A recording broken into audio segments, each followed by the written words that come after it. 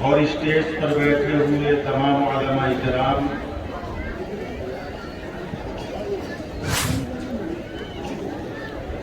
جلسے کی نظامت کر رہے مولانا صاحب کے حکم پر میں تھوڑی دیر کے لیے بیٹھ گیا، ورنہ سچ تو یہ ہے کہ حضرت کے آنے کے بعد کسی اور کو نہ بیٹھنا چاہیے نہ بیٹھانا چاہیے۔ یہ مجلس جو آج منعقد ہے اس کی نسبت بہت بڑی ہے۔ قرآن کریم کی نسبت پر ہم اور تمام لوگ اکٹھا ہوئے اور دنیا کے اندر سب سے عظیم، سب سے افضل، سب سے اعلیٰ کتاب قرآن کریم، جس نبی پر نازل ہوئی وہ تمام نبیوں میں افضل اور اعلیٰ۔ تو جس محفل کے اندر ہم لوگ شریک ہیں، جس مجلس کے اندر شریک ہیں، یہ مجلس بھی سب سے افضل، سب سے اعلیٰ۔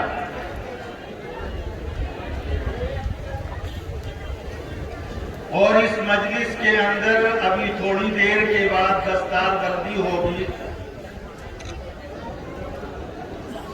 اصل میں اس مجلس کے دولہا وہی لوگ ہیں جن کو اللہ رب العزت والجلال نے ان کے سینے کو اپنی قرآن کی حفاظت کے لیے منتخب کیا۔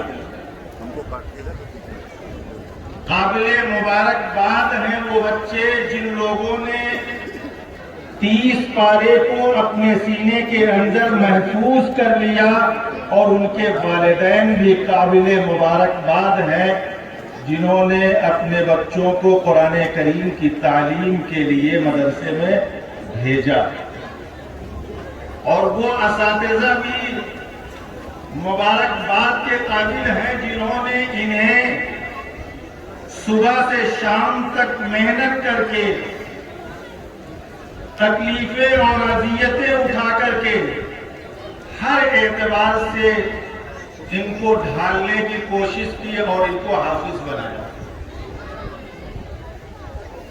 اور سچ تو یہی ہے کہ حضرت کی تشریف آوری ہوئی ہے، ایک مدرسے میں پہنچے، ایک جگہ پر، اس مدرسے میں، یہی پرتاپ گڑھ میں، تو اس مدرسے کے اندر قرآن کریم کی عظمت پر ایک صاحب نے بیان کیا اور عصری تعلیم کی فوقیت پر ایک صاحب بیان کیے،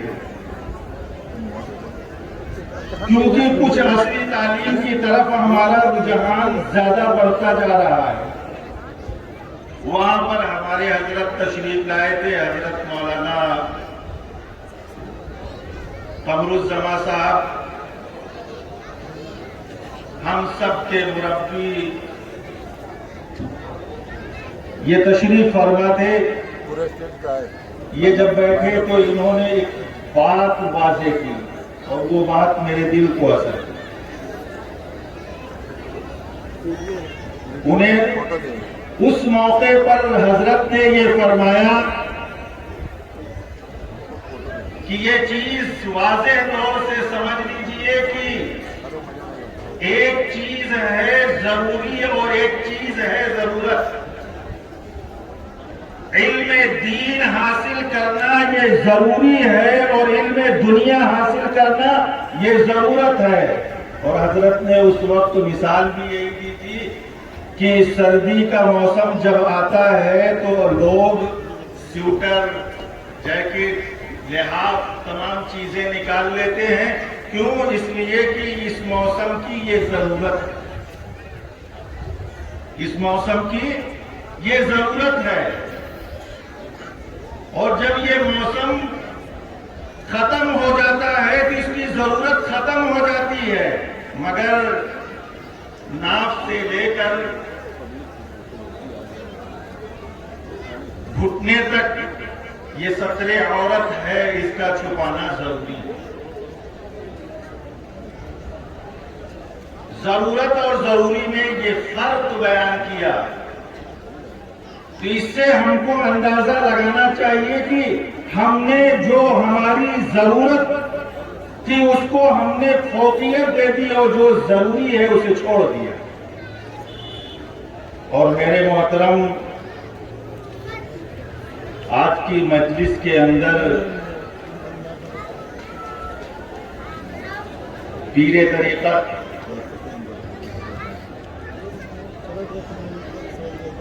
ہم سب کے خاص مہمان حضرت مولانا قمر الزمان صاحب تشریف لا چکے ہیں، تو میں بولنے سے قاصر ہوں، بول نہیں پا رہا ہوں۔ یہ سچ سمجھ لیجئے کہ تھوڑی دیر کے لیے آپ لوگ اطمینان کے ساتھ بیٹھیے اور حضرت کی آمد ہوگی، اور یہ جان لیجئے کہ یک زمانہ صحبت با اولیاء، یک زمانہ صحبت با اولیاء بہتر از 100 سالہ طاعت دے دیا۔ جب آدمی کسی ولی کی صحبت میں ایک لمحے کے لیے بیٹھتا ہے، اس آدمی سے بہتر ہے جس نے 100 سال تک بغیر ریا کے عبادت کی ہو۔ یہ ولیوں کا یہ مقام ہوتا ہے۔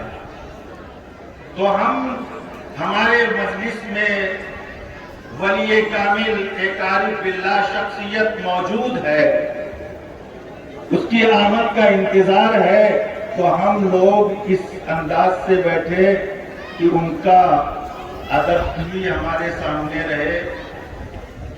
با ادب با نصیب، بے ادب بے نصیب۔ جو ادب کے ساتھ بیٹھتا ہے اسے کچھ مل جاتا ہے، جو بے ادبی کرتا ہے اسے کچھ نہیں ملتا۔ جب یہ شعر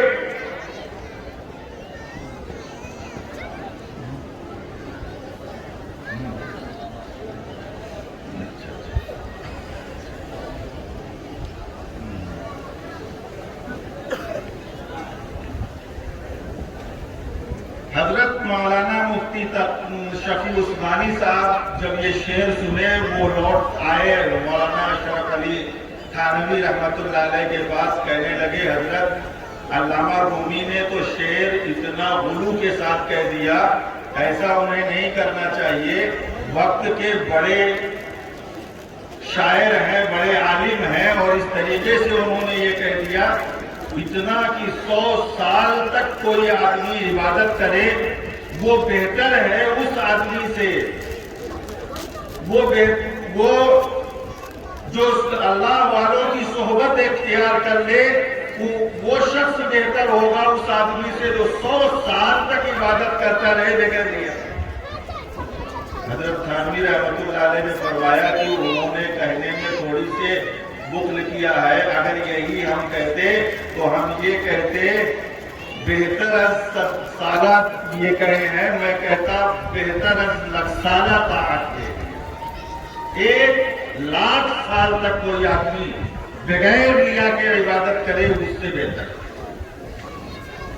تو میرے محترم، ہم سب کو اللہ رب العزت والجلال نے حضرت کی صحبت نصیب کی ہے، ان سے فیض حاصل کرنے کے لیے ہم اور آپ اطمینان کے ساتھ، سکون کے ساتھ بیٹھ کر کے، اور مجلس کے اندر ایسا نہ لگے کہ حضرت کے آنے کے بعد کی بد نظمی ہے، جو لوگ ادھر ادھر بیٹھے ہوئے ہیں وہ بھی آ جائیں، بیٹھ جائیں، اور اس کے بعد جو ہے جب یہ حضرت کا بیان ختم ہوگا اسی کے بعد ظہر کی نماز ہوگی۔